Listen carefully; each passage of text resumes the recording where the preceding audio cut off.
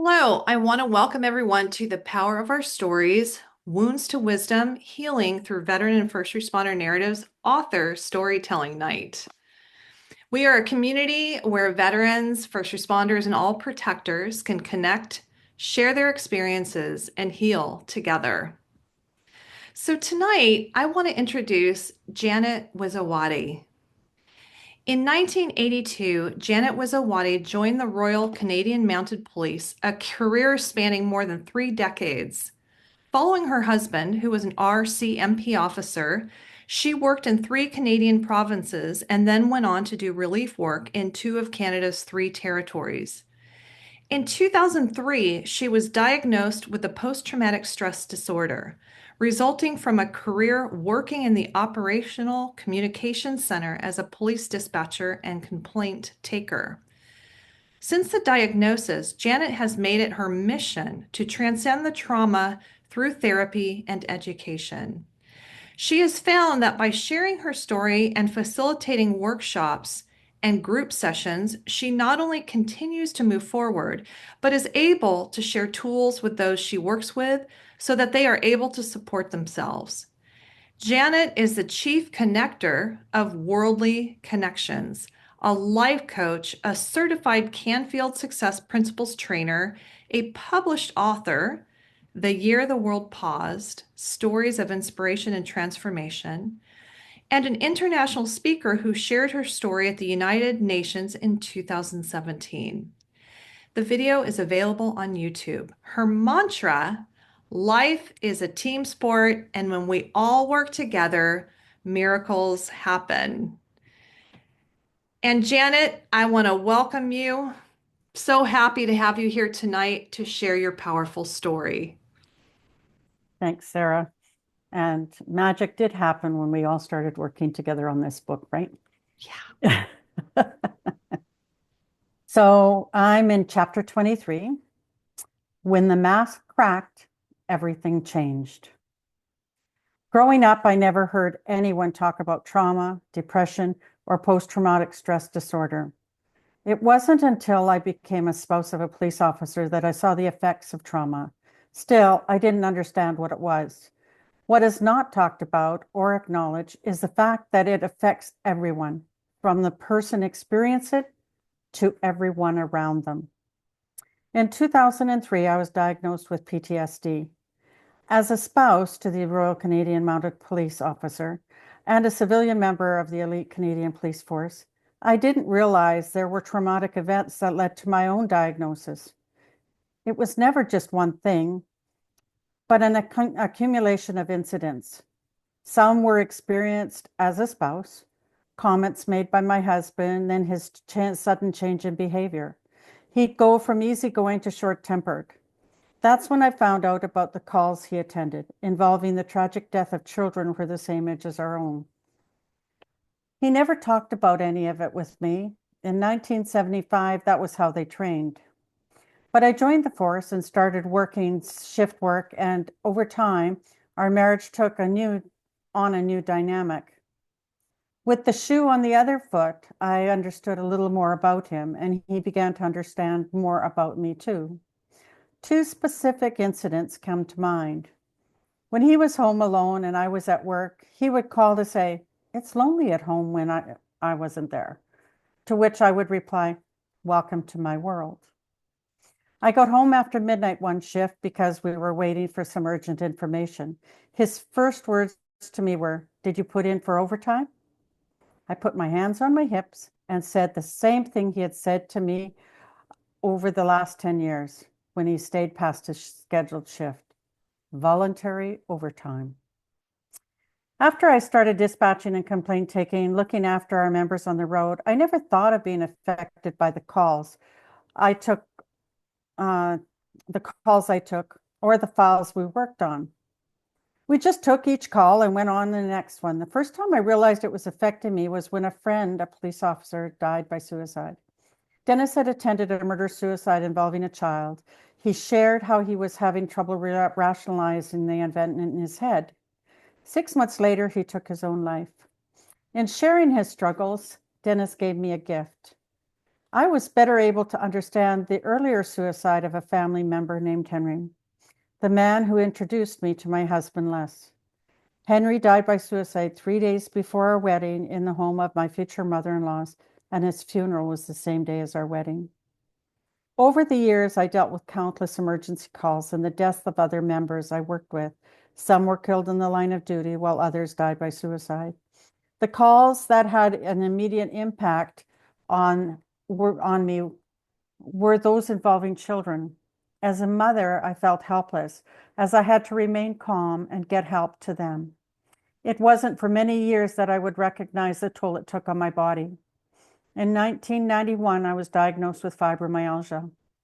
My body was suffering from all that I could not consciously deal with.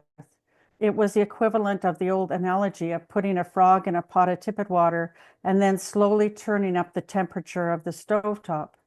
The frog, not registering any danger, wouldn't realize that he was boiling to death. It took 4 motor vehicle accidents in 10 years, each with a new injury, until the last one in August of 2002 took me out for a whole year.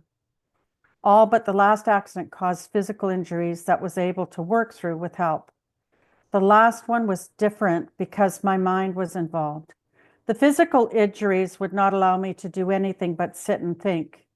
My life had been about raising kids, juggling activities, and shift work. It was easy to keep all the emotions stuffed down. There was no time to deal with them. That is when the mask cracked, and I had no control over what came up. One night, I found myself sitting in our living room in the dark. Everyone in the house was asleep. I sat in my chair, silently crying, wishing I had died in that car accident. The mask I had been wearing for so long, the facade that helped me do my job as a police dispatcher, had cracked, and all those suppressed emotions were coming up all at once. Thankfully, I recognized that I needed help, and so I sought it. When my first psychologist was not a good fit, I went looking for another. Words of advice: never work with someone you are not comfortable with. Fortunately, I found a good match. I honestly thought everything was happening to me was because of the vehicle accidents. That turned out not to be the case. My psychologist diagnosed me with PTSD. She said, "What you are going through has everything to do with your job." During my sessions, I developed tools to help me recover. While I still could not do much because of my physical injuries, I did a lot of reading. Books can be very healing. One of the books I read changed my life. The Magic of Thinking Big by David Schwartz. In the book, 2 men are conversing. One man, a clerk, was telling another man how he wanted to be a manager, but he was too busy and listing all the reasons why he could not go back to school or start working towards becoming a manager. The other man looked at the clerk and in so many words told him that he had heard all the reasons why he couldn't become a manager and that he wanted him to go home and look for ways that he could become a manager. The man asked the clerk to come back in 2 weeks and share the new list. That simple analogy shifted my thinking.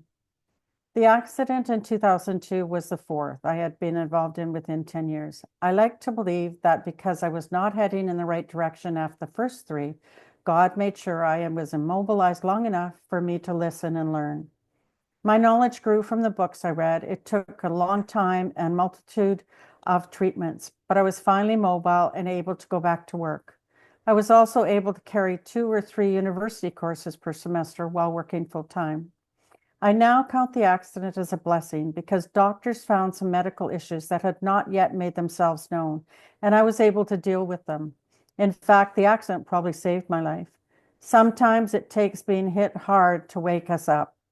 I learned that I was much stronger and smarter than I thought. I learned to live in and enjoy the present because it only takes a moment to lose everything. Life is for living. The past is behind us and the present is a gift. My 5 stages through PTSD that I came up with was number 1 was trauma. Everyone experienced trauma sometime in their life. It may even go unacknowledged. For instance, until Dennis's suicide, I was not aware how much Henry's suicide had affected me. 2, awareness. Until we can acknowledge that we have been living with unresolved trauma, We are unable to heal. It took multiple car accidents to raise awareness of what that unresolved trauma was doing to my mind and my body. Number 3, connection. Until we acknowledge we need help, we are unable to connect with the right people to help us move through to recovery. I had a great psychologist, though she was not the only one to help me. I also worked with traditional medicine and non-traditional healers to get me to that next stage. Recovery. Recovery is a journey. Although I was diagnosed over 20 years ago, there are still times that I get triggered. The goal is to keep moving forward. I continue to take courses, workshops, and surround myself with people who are willing to walk with me and support me on my journey.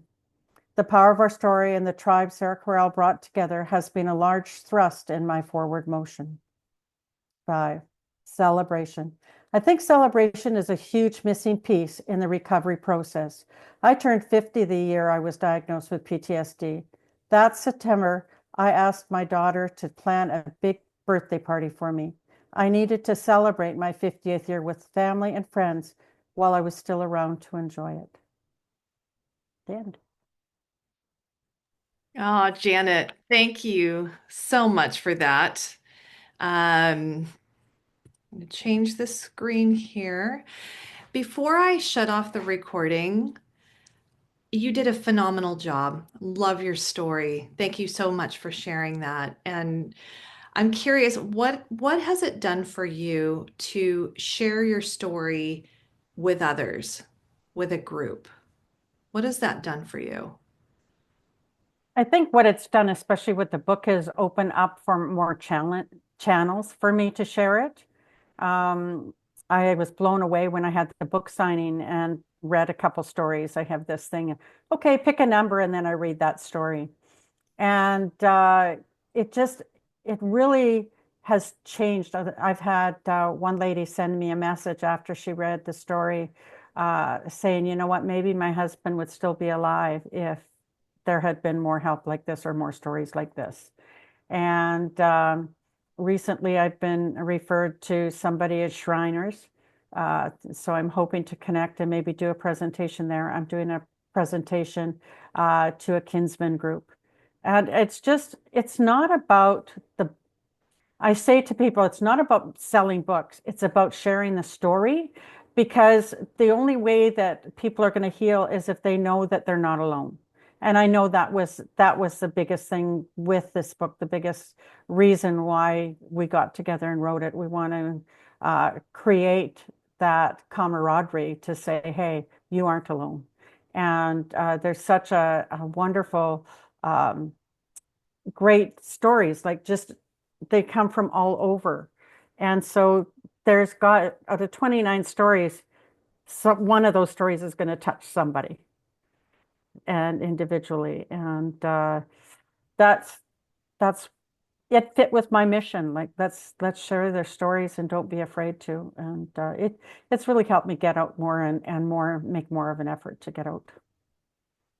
Well, I love that you did that. You add so much to our group, to the power of our story, your story to the book. And I think what I love too is that I see your freedom. I just see your freedom to be able to share, all the hard things that you went through that you share about in the story, just how much you have healed and you've grown and you're adding, you're giving others a gift. So I want to thank you so much again. Thank And you. for anybody who is watching, we have really great, more intimate talks. And so I shut off the recording, but you are welcome to come join us. Please connect with me on LinkedIn, Sarah Carell. You can email us at tposleadership@gmail.com, tposleadership@gmail.com. And we have our book, Wounds to Wisdom, Healing Through Veteran and First Responder Narratives, on Amazon. So thank you so much for watching.